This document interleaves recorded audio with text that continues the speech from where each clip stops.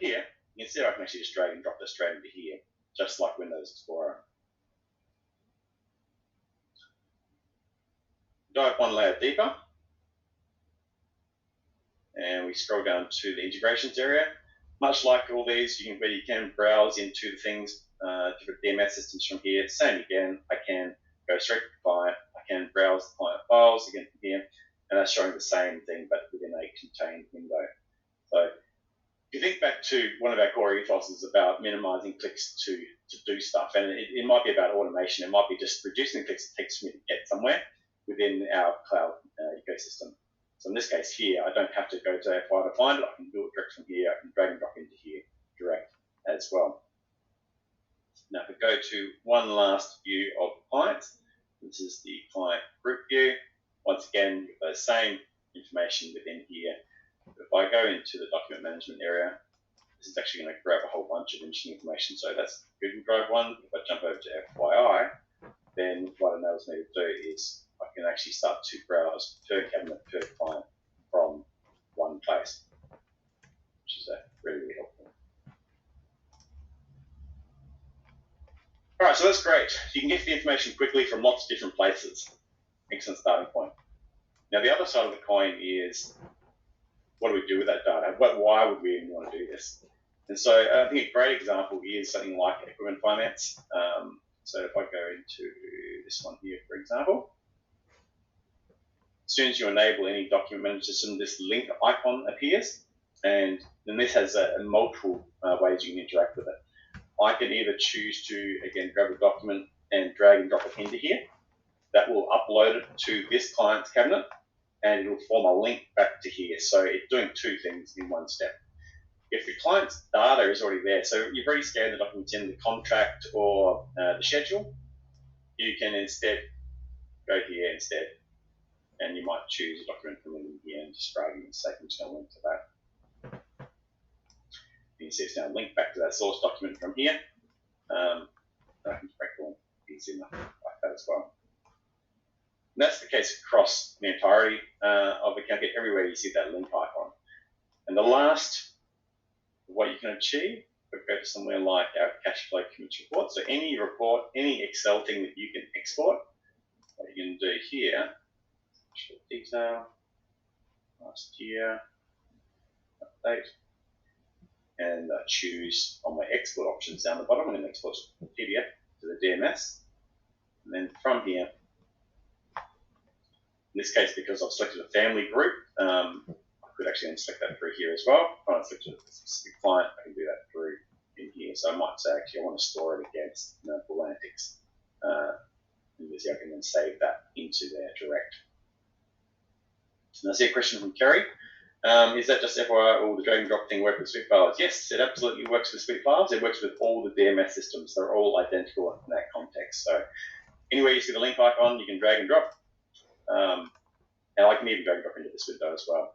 So again, think of it like Windows Explorer. That is the closest analogy. These are like Windows Explorer windows into whichever chosen DMS you happen to have selected. But you'll note even down the bottom here. So I've got sweep files and Google Drive down the bottom here. So I can actually go direct from within here as well, straight to sweep files. So if I wanted to browse through, Atlantics, 320, compliance folder, I can then save it directly into there as well. And again, if I drag, I can drag and drop into here as well, like that. All right, so that is FYI. Now, the current couple of months, our primary focus, as we said before, is around workflow, new UI, I like to call it AccountKit 2.0, and I'll give you an example of where that is actually going in just a moment as well. These ones down. All right, so one of the first things we did beginning this last couple of months is we introduced something here called Show Forecasted Values into our Division 7A. So the really great thing about this is you see what we've done is just taking the last benchmark rate that we've known about that is available from the ATO, and then we project that forward. And you see there's got a green dashed line through the middle here letting us know when forecasting is happening. Now, the difference between this and any other lines is you cannot post any entries in those periods because we don't want you posting interest and dividend entries based on incorrect benchmark rates.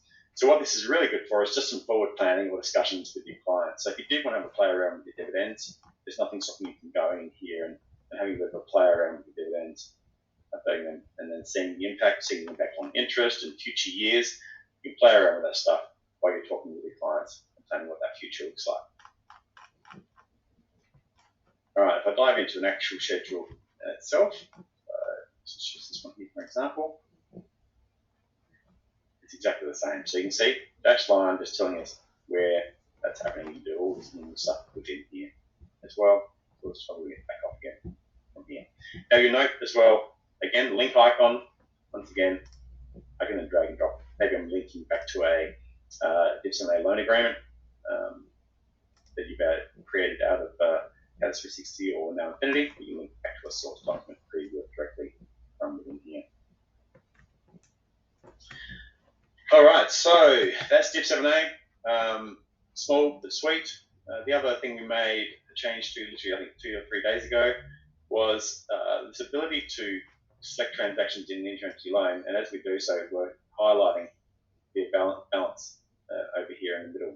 Now, the reason this is useful is when you've got that messy set of books and you've got a whole series of combinations of numbers on both sides that you know they add up in some fashion, but you can't quite find that magic balance, and so you had to do a bit of guesswork of selecting and deselecting. This is just checking out some of that guesswork, so you can sit here and try to play around with these numbers until you find that magic combination that gets you to where it needs to be. And when you do, obviously, for example, it will show us in balance. So small thing, but great. We have made some other changes that aren't obvious in here. We had an odd bug sometime that if when you hit the reconcile button like this, if there's any dropping out of your internet somewhere for a fraction of a second, the second call to call both sides to mark them as reconciled would get lost, and you end up with some transactions showing as reconciled on one side but not reconciled on the other side, which is annoying and doesn't do a whole lot for feeling good about our reconciliation process. So that just means we now do this in a single call, and we optimize the whole process to make sure that when we do pass that through, the reconciliation process is much more robust. Also, the auto match functionality as well has been optimized further again as well. All right, so that's just an interentity loan. The last things I want to show you before we turn off the recording and dive into the latest status of workflow is just taking you through the new UI. So I really want people that are using AccountKit to feel comfortable the day that we turn on the new UI, that you'll look at it and go, I'm happy with the new UI. It makes sense. It's faster. It's more awesome. We're always resistant to change. Obviously, there's been a lot of discussion around changes of UI within Xero, and sometimes it's not for the better. Unfortunately, I'm hoping that the changes we'll be introducing will be fundamentally better in every sense of the word. So I'm very aware that AccountKit at times on certain pages can be slow and not responsive enough, and I don't like that. It needs to be responsive and snappy. So the whole idea of this is to make it super snappy and introduce a whole bunch of consistency. So we've been building AccountKit for 5 years now. As with any development, there's often a lot of legacy stuff that carries forward. They call it technical debt, and there's a lot of work to maintain that. So we've taken this opportunity, enrolling into a new UI and framework to clear out a lot of that technical debt and bring about a whole bunch of efficiency, which actually helps us run so much faster in the future. So what does that look like? So it means things like these list views seem simple on the surface, but there is still a lot of work involved in collating the data and getting the calls to the database to be really optimized and to build them out. And similarly so with doing things like filtering, that they can be quite expensive and quite bespoke per tool.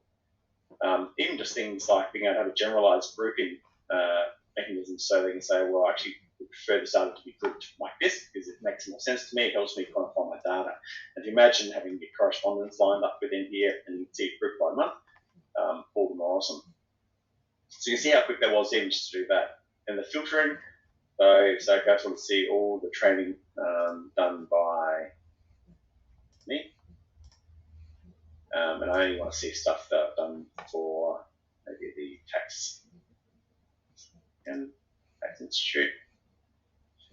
And then apply that. And it's just instant. Everything is just snappy. So that's number one. It's just so much more snappy now. The other side of the coin is you can spend a lot of time in AccountKit jumping in and out of records. So let's just say, for example, I'm reconciling some interactive loans or equipment finance, and I'm jumping in and out of records on an ongoing basis. So we want to try and minimize those clicks that are involved there as well. So as much as this is nothing like equipment finance, the concepts we're going to apply to this will be similar. So if I go here, for example, there'll be a new concept where documents will be in edit mode or not edit mode. This doesn't look as sexy as it needs to quite yet, but it's going to get there. But what we're going to get here is the ability to lock down restrictions on who has access to one view and to edit documents once they've been created. But in doing so, we're also building up these other generalized components. So, generalized notifications workflow will embed into every single tool. Our linking system that will expand from just being linking to documents to linking to anything. Job in XPM, a work paper in BGL, whatever it is, you've got to link through. A generalized tagging system, we don't have to tag in particular one here.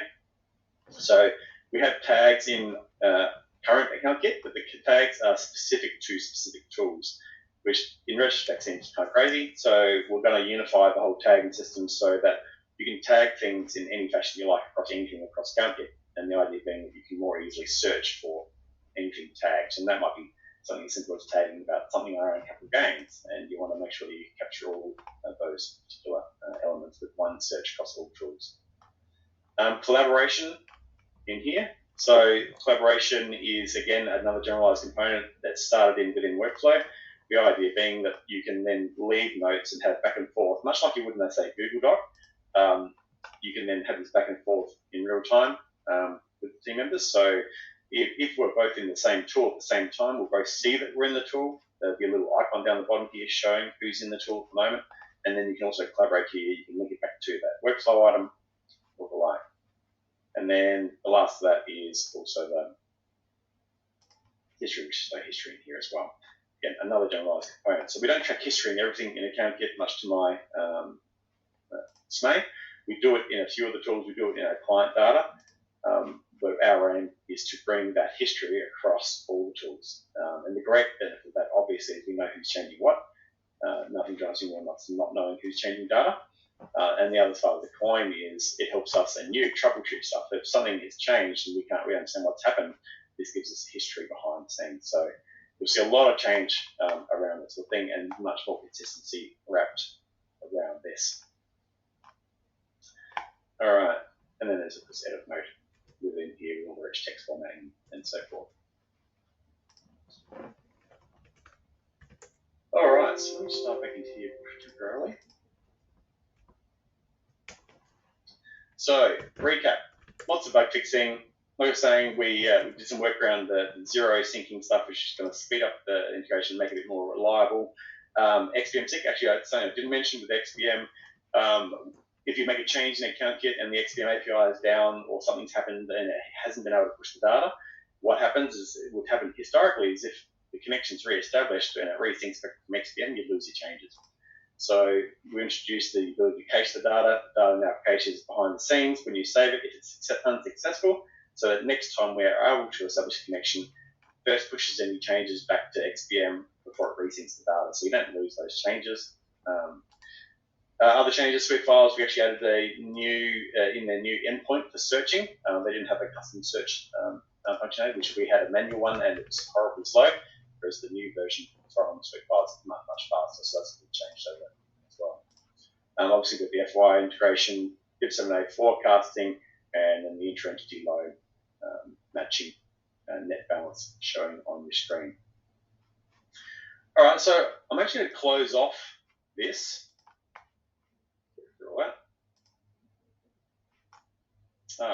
Upcoming, yes, new UI, obviously. So in terms of timeframes, a new UI, our intent was to have it out in January, but the reality is it's taking longer than anticipated to do all the things we want to do. So it's much more likely to be March, I would suggest. That'll also be where the workflow component will also come along. This will also include things like in e-signing, so the likes of Amateur and Q-Sign, things like that, we'll be looking at, again, a generalized system where you can start to choose those you want to utilize. There will be some pricing revisions coming at some point. It's going to be, especially on the back of workflow, that will have user-derived pricing methods. And we're looking at the tools being on a usage basis as opposed to practice size basis to make it easier to understand and people find out pricing horribly confusing.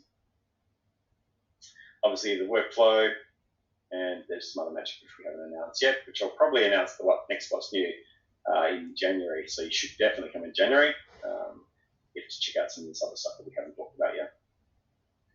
Now, before we close up the recording, and I'll take you through some stuff with the workflow.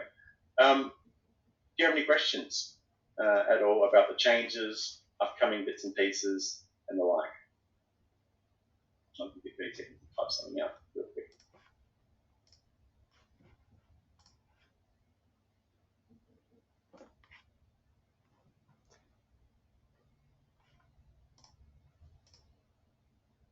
All right, seems we are all good. Now, Jeremy, one, I hope you've got your AccountKit t-shirt on. You're the only other person outside of AccountKit that has one of these grey special editions.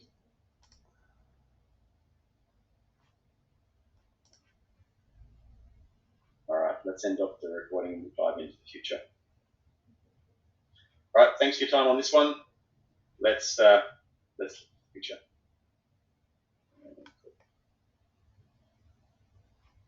Recording stopped. All right. Now that recording stopped, let me share my screen again. And I'll need to grab also, so this can be a little bit more ad hoc. I'm going to bring up the ISO standard. That's fun. All right, so what have we been doing in Workflow? So Workflow continues to trim along nicely. We've just started using it within our own practice. And again, very early days at this point. So that here. I almost can't remember what I showed you last time. So maybe I'll just give you a bit of a quick recap on the ethos of Workflow for us in AccountKit. So for us, Workflow is about creating visibility and the ease of updating within 1 to 2 clicks. So I need to go either update status or see where I'm up to, or get visibility with a single click. That's our ultimate aim. And you think, well, how the hell do you achieve that when there's so many different types of work and stuff that's happening within our practice? Well, it all comes down to any number of things. So there's obviously the setting up of your work types. That's going to be a key part of that. And it's going to be around templates and task templates that wrap out of that as well. But I'll need to show you that in another system in a second. So it's about that. It's about being able to create tasks out of templates. Here we can see I can preview my task templates. I can then continue with that. I can populate placeholder roles.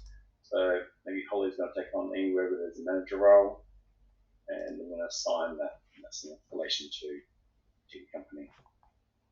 So there's only, in this case here, this is if you're establishing a single task. It is as simple as that. The real power is really coming around templates, like we're doing there, in repeating templates. So repeating templates, which I'll go to in just a moment. Now, the other side of the coin is how do we get access to this information quickly? And so this is a really messy list of lots of stuff, not very useful. So what we want to be able to do is group, filter, and do stuff with that. So what's probably going to be more useful potentially is saying I just want to see it grouped by work type. And that gives me a quick snapshot. And maybe I just want to see the work that's just for me. And so you see refining the list. Now, that's great. I don't want to keep doing that every single time. So what I can do from there is I can create a brand new view based on what I can see right now. Or if I like one of these other views, I can copy a view and just modify it and manipulate it from there. I can then save it. So I can have my views. and then you have your practice file views, which are shared views with everyone. And that will depend on all manner of stuff. So let's just say I want to look at the tax work across the entire practice or the BAS work. The most useful view is not going to be a list view, maybe. Maybe instead it's more of a cardwell view. So that view may be more useful. And maybe, so I don't have to keep scrolling across, I want to grab my view. So I'm going to see all the statuses right here. So I'm going to start the diagram and say, all right, that actually needs to be over here. Actually, no, I need to see that by views instead. So I need to see who's got what and reassign the work to the right people. So you can see you can kind of slice and dice and do all sorts of stuff all over the place and then save the view. So I want to get to a point where I can go, I've got my tax work, BAS work, tax planning, current client onboarding, whatever the case may be.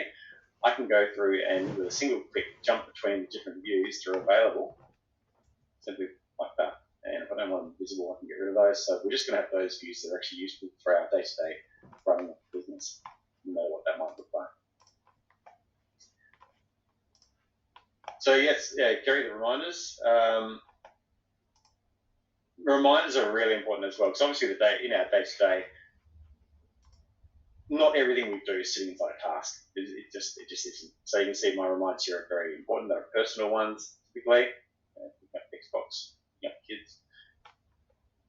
Arrange my priorities a bit more. That should be first.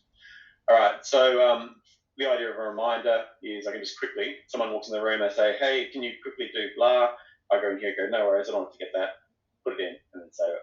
So this is kind of trying to replace that, having a list where I'm writing stuff down. I'm trying to capture everything here in one place without having to go anywhere else. So I've now been able to create a view, I can get to where I need to, I can see what other people are working on. I can also add it through here. I can change who it's assigned to, any priorities, what status it's in, start, end dates. I can leave short comments as well. And this is particularly useful for just leaving a short status note, like what I'm up to. Because often we might have a list that's got 30 things on it, and you go, I can't remember where the hell I was up to on that particular job. You leave a short note there, and then you can update that note. And then when you do update that note, then it also maintains history around those notes. In this particular case, it's only got the one note, but you have full history behind those. Now, and that's great for the overall status of the job. But the other cool thing is here you can do statuses against individual items. So if you're in the middle of a job and you're actually waiting on a few different things, you could leave notes against individual items, and you can also see any of your history within here, which is broken at the moment. The other really awesome thing that will be in here as well is the ability to surface information. This information is about processes. So this is going to be like a one-liner reminding us what this particular process is all about, which will link back to an underlying other system we're doing at the moment. You can have subtasks. So this is a subtask, hence why it's a square block, which can have its own set of subtasks. So you can have nested tasks, which have their own set checklists within them. And then I can jump back through the quick trail back to here. Collaboration will be where all the collaboration happens. So go backwards and forth within here if you want to. Client folders is the document management system. So I haven't got a default folder on that one. So let's choose this one, so that one does. And I go to my client folder. This will then default to the appropriate folder. In this case, it's gone to FY. And I'll remember the last folder we're in. So if I was in, say, Google Drive, and I'm working on the 2018 compliance work, and I wanted that, this will actually remember that, and it'll just stay within that folder. So it means that as I'm jumping backwards and forwards within the task, I can also jump in to look at some verifications. I can look at stuff all within here, so I don't have to go somewhere else to look at that sort of information.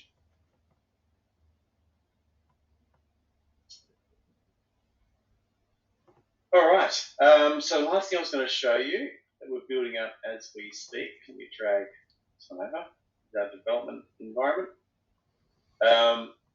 is our templates. So we're moving the templates into this area, and the key with the templates is these things here. So I shamelessly stole them from Xero because I love the placeholders for creating standardized naming conventions for tasks, which really, upon a repeat of a task, is extremely important.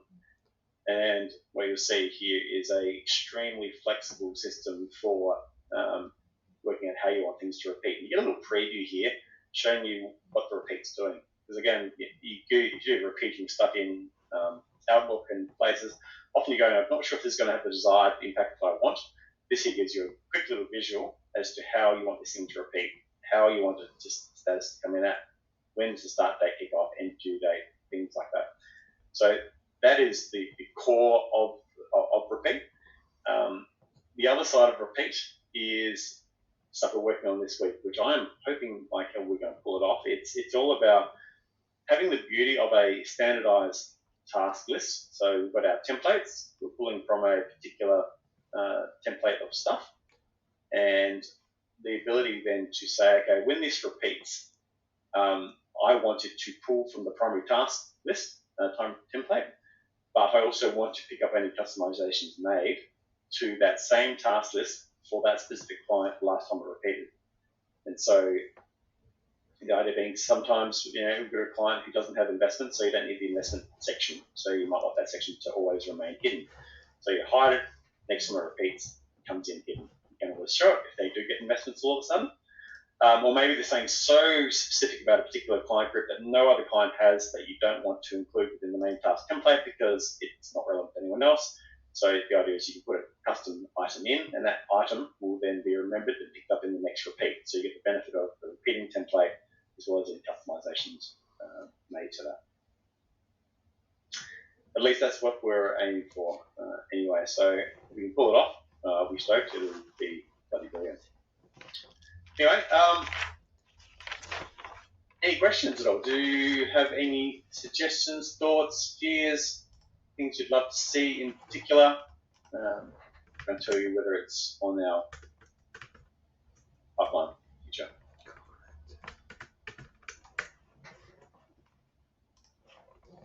So when you say client checklists, Scott K, is that like a client query where the client has their own checklist they can action as well, unlike client tasks within Carbon? Is that what you mean?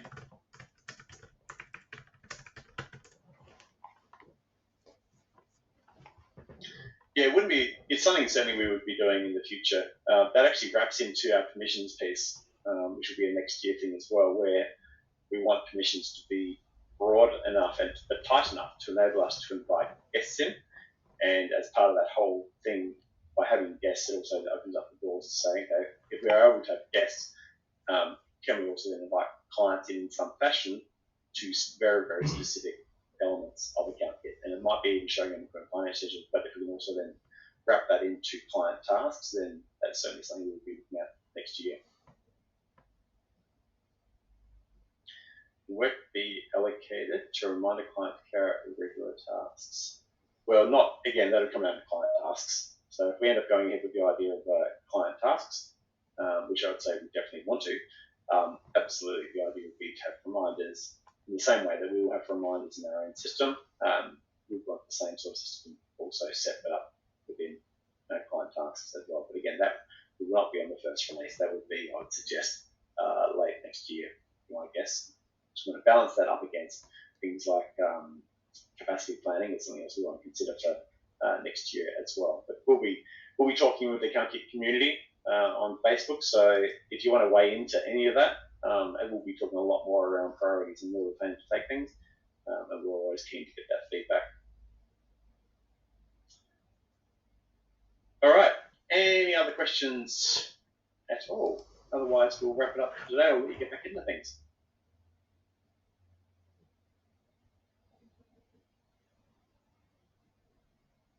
Cool. All right. Awesome. Well, thanks, guys. I appreciate your time as always. I hope you got a lot out of it, and you're as excited as I am about what the future holds. Always lots of exciting stuff going on. So have a brilliant lead up to Christmas. We probably won't talk before then, I don't think. So good luck with that run up to Christmas. Hope you get your presents sorted. Otherwise, stay safe, and I look forward to catching you in the new year. Chris Wheatley, AccountKit Con. Well, I'll never say never, but we'll see. You might be put on by the Small Business Advisors group, maybe. Yes, at the winery, so that'd be a great idea. Awesome. All right. Well, thanks, guys. Appreciate your time. Have a great one, and we'll talk again real soon. I'll see you in the community group. Cheers.